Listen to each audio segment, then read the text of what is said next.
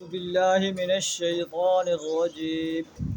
بسم الله الرحمن الرحيم.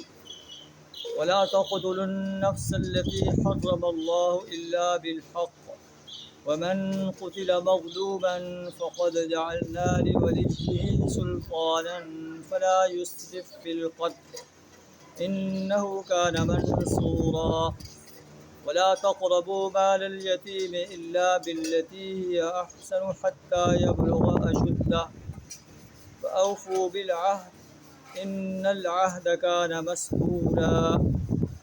وأوفوا الكيل إذا كلتم وزنوا بالقسطاس المستقيم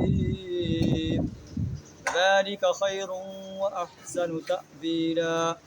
صدق اللہ العظیم. سورہ بنی اسرائیل آیت نمبر 33 تا 35 آپ کے سامنے تلاوت کی. اسلام کا منشور بیان فرمایا جا رہا ہے. اسلام کے جو ہے وہ اصول بیان کیے جا رہے ہیں جن پر اسلامی نظام جو ہے وہ قائم ہوتا ہے. تو اس میں بیان فرمایا جا رہا ہے کہ ولا تقتلوا النفس التي حرم الله الا بالحق. کسی جان کو ناحق قتل نہ کرو. ہاں جسے حق اللہ نے قرار دیا ہے کہ ایک انسان جو ہے کسی انسان کو قتل کرتا ہے تو اس کے بدلے میں اس کو قتل کر دیا جائے، یا مرتد ہو جاتا ہے، یا شادی شدہ انسان جو ہے وہ زنا کاری کا ارتکاب کرتا ہے تو اس کے لیے قتل کیا جا سکتا ہے، لیکن وہ بھی اسلامک اسٹیٹ جو ہے اس پر اس قانون کو نافذ کرے گی. ولا تقتلوا النفس التي حرم اللہ، اور قتل نفس کا ارتکاب نہ کرو جسے اللہ نے حرام کیا ہے، الا بالحق مگر حق کے ساتھ. اسی طرح انسان اپنے نفس کو بھی قتل نہیں کر سکتا کہ انسان کا نفس جو ہے اس کا اپنا نہیں ہے، وہ اللہ کی طرف سے امانت ہے. اللہ کی امانت میں خیانت کرے گا. اللہ نے جو اسے آرڈر دیا ہے کہ اپنے نفس کی، اپنی جان کی حفاظت کرنی ہے، اگر وہ حفاظت کی بجائے اس کو قتل کر لے گا، خودکشی کر لے گا، یہ بھی اللہ نے حرام کیا ہے. اور خودکشی کرنے والا انسان جو ہے وہ جہنم کی آگ میں جائے. اور جو مظلوم کی حیثیت سے قتل کیا گیا، فقد جعلنا لولیہ سلطانا، ہم نے اس کے ولی کو قصاص کے مطالبے کا حق دیا ہے. فلا یسرف فی القتل، اور اسے بھی چاہیے وہ قتل میں حد سے نہ گزر جائے، اس کا مسئلہ شروع کر دے، یا جو ہے ایک بندے کے بجائے زیادہ بندوں کو قتل کر دے.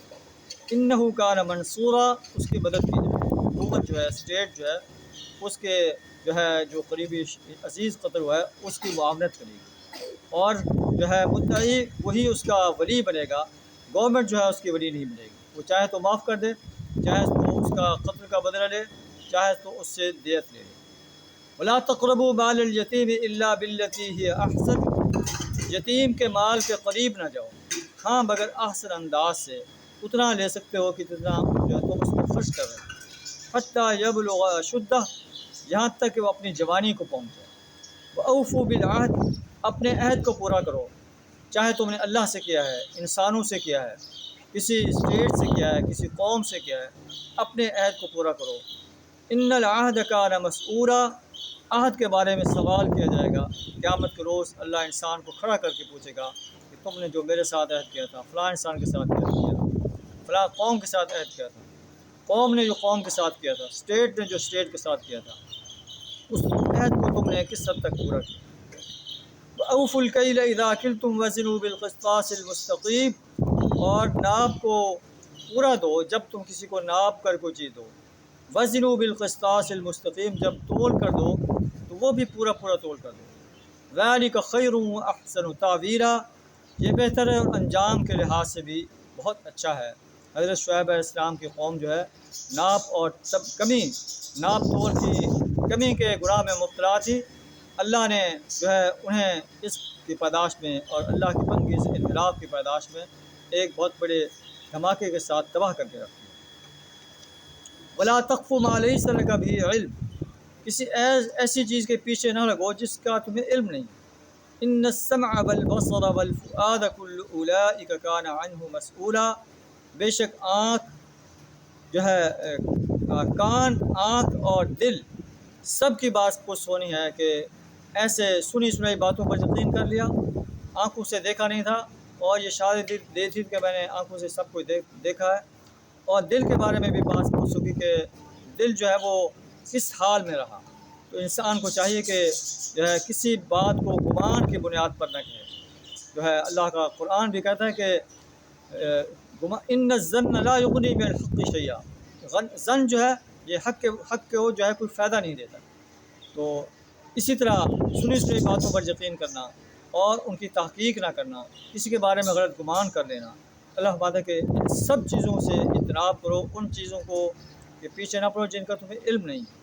اور سنی سنائی باتیں اور علم کے بغیر باتیں کرنا جو ہے اللہ کا قرآن اس کو ایک بہت بڑا گناہ قرار دیتا ہے، اور اسلامی اسٹیٹ جو ہے اس پر قدغن لگا سکتی ہے۔ اور اس وقت کی اسلامی اسٹیٹ نے یہ قدغن لگا دی کہ کوئی کسی بات کو بغیر تحقیق کے جو ہے وہ نہ پھیلائے۔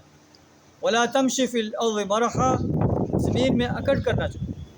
انک لن تخرق الارض ولن تبلغ الجبال طولا، تو زمین کو نہ پھاڑ سکتا ہے اور نہ پہاڑوں کی بلندیوں کو پا سکتا ہے۔ اس میں تکبر سے، غرور سے منع کیا گیا۔ کل ذلک کان سیئہ عند ربک مکروہا، ان امور میں سے ہر ایک کا برا پہلو جو ہے تیرے رب کے نزدیک بڑا ناپسندیدہ ہے۔ ذلک مما اوحی الیک ربک من الحکمہ، یہ حکمت کی باتیں ہیں جو اللہ نے آپ پر واضح کی ہیں۔ ولا تجعل مع اللہ الہا آخر، اللہ کے ساتھ کسی اور کو معبود نہ بناؤ۔ نبی صلی اللہ علیہ وسلم کو خطاب فرما کر پوری انسانیت کو، پوری امت مسلمہ کو یہ آرڈر دیا جا رہا ہے کہ اللہ کے علاوہ کسی کی پرستش، کسی کی بندگی اور غلامی، کسی کی اطاعت، اللہ کے قانون کے مقابلے میں کسی قانون، اللہ کے حکم کے مقابلے میں کسی کے حکم